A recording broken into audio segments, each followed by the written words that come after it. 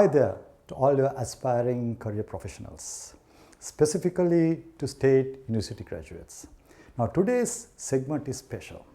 It's special because we are dedicating and exclusively looking at how to tool up state university graduates to get employed in the private sector. Now before you do that, you have to understand the ground realities. What sort of perceptions, what sort of challenges or mentalities that are currently exhibited by the private organizations when it comes to recruiting state university graduates. First up, if you really look at, there are close to about 100,000 students enrolled at undergraduate level at UGC approved state universities, and another 280,000 representing higher education institutes, open and external, along with another 300 plus students from foreign universities, which works out to about 380,000 students at undergraduate level currently being enrolled. And every year, annually, approximately close to 25,000 undergraduates get pushed into the labor force.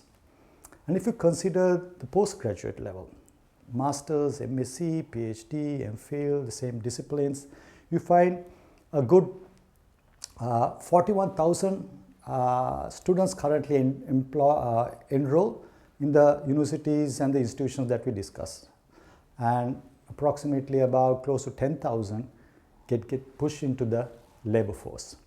Now on top of that, you find a good chunk of currently employed professionals rejoin or recycle, join the labor force, because current labor turnover rate in Sri Lanka is about 4 to 5 years. So there's so much competition even at that level. So if you really look at the breakdown of the Sri Lankan number of universities and higher education institutes, you find there are about 16 UGC approved state universities. Add to that, you have another 6 universities appointed by Act of Parliament, and another good 20 universities representing foreign and domestic, which works out to about 40 universities plus dishing out or offering degrees every year. And if you look at the total unemployment in Sri Lanka, you find the biggest unemployment segment is within the age 15 and 24, which is this segment. It's about 25-26%. And if you consider the current employment rate of state university graduates, you find that it is only 66%. And even the 66%, there's a lot of underemployment, which means there are a lot of state university graduates who are settling less than what they can offer, or abilities and skill set, or the knowledge they have acquired from the degree. Even volunteer work is being treated as employed. And what is really alarming is that it is only 46% that is employed by the private sector or state university graduates. So if you look at all of this, it is interesting to find out what the students currently feel about their probability of getting hired by the private sector. Now, number one reason what they are saying why they are not getting hired in the private sector is basically they say 29% says that is the lack of work experience. Now, I'm not quite sure that, because at entry level, you anyway don't have work experience. So anyway, that's the perception. Number two reason they are saying 28% say that is about professional qualification, lack of professional qualification, CIMA, CPA, SIM, chartered, whatever. And number three reason, of course, the referrals. Not enough connections, or the right connection, or the influence, which is quite valid. So let's see how currently state university graduates are employed. The number one way currently they get employed is through referrals, which is true of any segment globally. So number one way to get hired is through influence and through reference. It's about knowing whom you know, right place at the right time for the right role. It's about connections and networking. They say that you have a 55% chance higher of getting hired in a private institution or any organization if you come through a referral. And over a period of time, the employers have also led to believe that they have this perception that if a particular candidate comes through or referred, they have the highest ROI. 89% believe that, which is actually have built over a period of time. Number two way of getting state graduates hired by private sector is if you represented Sri Lanka at a national level then you have a greater probability of getting hired. Number three is basically professional qualifications. If you have professional qualification, added qualification through your effort, SIM or chartered or marketing, accounting, in addition to your degree, I think greater probability. So just basically enhance your repertoire or your what you can bring to the organization. So that's number three. And number four reason, basically pay out of chance. You go to an interview and the hiring manager is from the same university or from the same village or from the same school to a great extent. Then you have a greater probability of getting hired simply because subconscious biases coming in. It's not got to do with the job role, but emotional connection. And please visit my site, web channel, Get Hired, to get a good understanding how to connect with the interviewer subconsciously. So those are the four ways in which state university graduates currently get employed in the private sector. Now, sad reality is that a lot of us don't have that luxury or that connection, right influence to find employment. It's a luxury that is attached to certain individuals of certain affluential schools. So basically, we need to figure out a way how we can really connect ourselves. Now, for most of us, we have to still rely on our old-fashioned interview techniques and refining our resumes. I would say good 80-85%, because we don't have the luxury of the right schools, the affluent connections, membership to clubs, societies. So it's so much, emphasize the need to retool your efforts in terms of sharpening your skill set before you go for an interview. So considering all that, it's clear that the approach to getting hired in a private organization, the interview process, how you approach is different. Because it's not just going to an interview and match your skills, match your capabilities and competencies to the job role, connect with the culture, connect with the interviewer. You also have additional burden of clearing those doubts, concerns and perceptions that have been established for almost good 40 to 45 years about state graduates. Now, I'm not going to be biased here. These are all published data. Right? These are all not my personal experiences, but of course I have done research with about 40 plus companies. But all the other thing in terms of the statistics, everything is published data. Now, so you need to really figure out what you want to do. Now, you have two choices as a state graduate. You can condone or treat these not really relevant, and you can still approach an interview the traditional way. Of course, there are ways in which how you can connect with them. You can visit my site to get all those insight in today's context, how to connect subconsciously.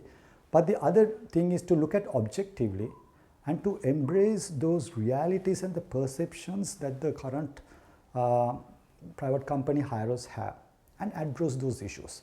So if you really look at all the concerns, they have few concerns on two areas. One is skills mismatch, another one is education mismatch. Now, this is true globally across all countries when it comes to education systems. There's a huge gap between the education, what we can deliver, and the demands of today's job roles. But in Sri Lanka, I think that difference is much more engraved, much more hardwired. The difference is so wide. That's why we only have 46% of state graduates employed in the private sector. So basically, the knowledge-based industry is under threat. So if you really look at breaking down the two biggest mismatch the private company employees currently possess, which is education mismatch and skill mismatch, you find it basically is about communication skills and soft skills. Communication, they feel that probably the background, they feel that you are limited in terms of expressing yourself, and you will have problem in taking up functional responsibilities, because in private organization everything is more or less done in English. So there is that 89% who feel like that. Number two is soft skills, the ability to interact with people, different cultures, different organizations. So those two are the two main concerns if you break it down. But if you take the layers off, you can further break it down. It comes to about 6 areas that they're subconsciously worried about. Number one reason is basically, as I said, English proficiency. 89% feel that you don't have that English competency levels. Number two is basically about interpersonal.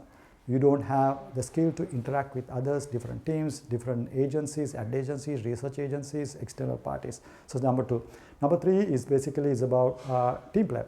Whether you have the team player kind of mentality, embrace other people's ideas, look at different ways. And number 4 is basically about practical experience. You might feel that there is a huge mismatch. They feel there's a huge mismatch between how the things are run in organization and private setup as opposed to the mindset of a state university graduate. So the practical exposure is a concern they have with state university graduates. Another one is computer. They feel that the computer literacy is not up to speed in terms of what is required in private organization. And of course, finally, the problem solving skills. And you feel that you are thinking in not out of the box in one straight mind, looking at different variation options is limited. Creativity is an issue. So these are the 6 layers subconsciously that you need to address in your interview. When you approach your interview and an interview setup, make sure that you have to clear those doubts and concerns and perception, because if you don't clear those doubts, your chance of getting high is very limited. So let's approach the interview process. As you know, the interview altogether is just one element of the entire recruitment selection process, right? Where to apply, how to apply, how we're going to make your resume digitally viable, accessible, what sort of techniques that you need to use when you are formulating a resume to get picked up. If the resume is applied for high MNCs or overseas market, there are what you call, they use electronics, basically IT, artificial intelligence, like digital accelerating or cognitive techniques to pick up certain words from the resume. So all depends on that. But for great majority is about just standard resume formats. All that is just a part of the recruitment process that you need to tool up, because we are discussing today only about the interview process. So how do you really reconcile? How do you move forward with all those perception and additional baggage that you have? So let's look at how we can approach an interview. Now, first up, one of the things that are coming out very strong, and this is surprising to me as well, they say that state graduate candidate have a certain amount of attitude, to some extent element of entitlement culture. I have finished my degree, I want this job, get me this job, I have all the capabilities. So that kind of bit aggressive kind of approach they have seen over a period of time. Again, I'm generalizing, there are exceptions, no doubt, but what I'm saying, there's a general feeling in terms of attitude. So you need to create a very positive demeanor. You need to show that you are learnable, coachable, you're willing to work, and it's all about abilities and skill set and personality and a pleasing personality. So attitude, you need to bring it down, ego, you need to keep it aside. Number 2 reason, they see that a lot of state university graduates, when you go to an interview, their key selling proposition is their degree. They talk about the degree, talk very high about the degree and the work they have put in. All that is fine and what is a great achievement, no doubt for you. But for the hirer, for the organization, especially private organizations, they are not really interested in terms of your degree program. They are not going to get their bonuses just because you are qualified. Degree is a filtering mechanism. You have to just embrace that fact, acknowledge that fact. Degree will get you to the interview room. After that, it's all about selling your abilities and potential and skill set. And also whenever they say that there's a mismatch, doubt in terms of the educational reference, then having progressive thoughts or really promoting your education degree is not a good idea. So you need to show the transferable skills. Besides, all other candidates are going to sell their degree because everyone is having a degree. So how do you differentiate that? That's number 2. Number 3 reason is that a lot of state university graduates, they share these victim cards. They try to share their life story, their sad situation, how hard it was to finish 4 years, their sacrifice, how their parents have sacrificed. I want to be candid here and open about it. Private organizations are really not interested in that. I'm sure everyone has their own unique sacrifice which they have made. They are looking at whether I'm going to pay you money and I want my return on investment. Can you deliver? So stay focused on the job role. So you have to do a lot of research in terms of understanding what the job role requires.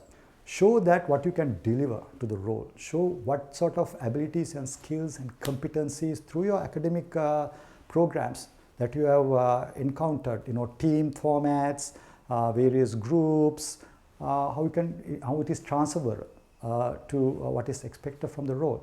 So that is what they are interested. But of course, you can show your commitment by the sacrifices that you made during the degree program separately, but not as the main point. And number four, the reason they have concern is in the practical. So here they feel that the state graduates don't have the practical exposure to take up functions. So, and show that you know what it's like to work in a private organization. Show from your previous examples in your academic calendar, academic life, things that you have really pushed the boundaries. You know how to take responsibilities. You know how to be driven. You know how to be measured by certain KPIs or key performance indicators. Show that you are ready for that. You are able and ready, and you know the pace and the commitments. So that is very important. So to do that, you need to know about the role, what the role entails, what are the job functions. So do a lot of research on that. And number 5 reason is the most important, comes out very out, 99% is the English proficiency. Now a lot of people get it wrong. You have two ways of approaching this English proficiency challenge. Number 1, you can really practice your questions. This particular clip is also, I'm doing it in English. It's simply because I would guarantee that 99% that most of the interviews will be held in private organizations in English. So I'm doing this because that will create some sort of relevance to the reality. Number one way you can do it is you can rehearse yourself and then practice the question and then go meet the interview. But I would not suggest that, because one can never be fully prepared for the interview. There can be so many other questions if you are not rehearsed. So my suggestion would be number 2, which is basically take ownership. So if you have been asked, if the interview is being conducted in English, you say, "Excuse me, sir, can I speak in Sinhalese? But I know the organization, the demands that you have a very that you need to be very fluent in English, but I'm taking steps for that. I'm going for English classes, but let me explain to you what I can bring to the table in Sinhalese." Because the worst thing you can do is basically try to use limited English to explain the capability and skill set and not articulating the answers right. So interviewer will never know your true capabilities.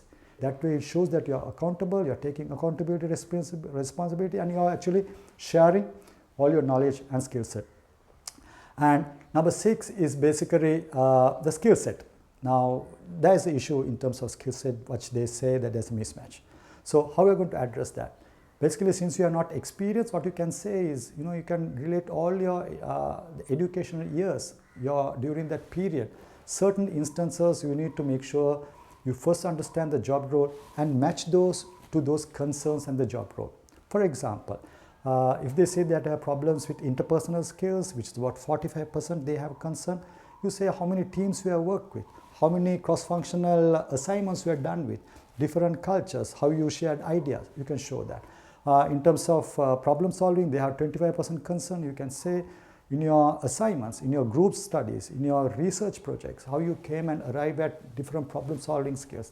And they have problems with team interpersonal team interactive concerns. You can say that you have been in so many teams and that you know how to interact with teams. So basically you can actually touch all upon that, even computer skills. You can show some of the programs that you have done. It's all about transferable skills. And last but not least is basically how you show up. That's basically about the etiquette. I don't want to spend so much time. You can really master that within just, I would say, 5 minutes, because it's just common sense. Wear a nice tie, not gaudy, nice shirt, clean shave, dress appropriately, not to impress, but professionally to connect. And these are some of the basic things of etiquette you can just master within. And if you don't have the right tie, borrow it. I have done it. Just show up, look professional and ready and you're aligned with the culture of that organization. Finally, I want to just keep with you a parting remark of wisdom. If you are in the final year of your graduation, or if it is third year is much better, this is the time to take ownership. This is the time to be selfish. Yeah, selfish. Which means this is the time you need to look at yourself and figure out what you want in your life for your next stage. You need to really disassociate with collective efforts like picketing and fight for causes which are not going to materialize. If those demands are met, you would have got those demands about 30, 40 years ago. It's a lost cause. So might as well focus yourself. Get busy crafting your next stage in your life. And in that equation, if you want to work for a private organization, understand the doubts and the concerns they have. If literacy is a problem, spend time developing your English language, enroll in classes. If computer, enroll in computer classes, maybe professional qualifications. And stay away from the pack, focus yourself. I only need just one chance to get into a private organization. After that, I'm sure you have the skill set, abilities, and competencies to do really well, because I'm 100% sure if you're a state university graduate, you have those qualities. It's just a matter of creating the right opportunity. So if you like this video, please put a thumbs up and share this video with your friends. Please subscribe to my channel, Get Hired, by clicking on the subscribe button on the screen. And thank you for watching. See you soon.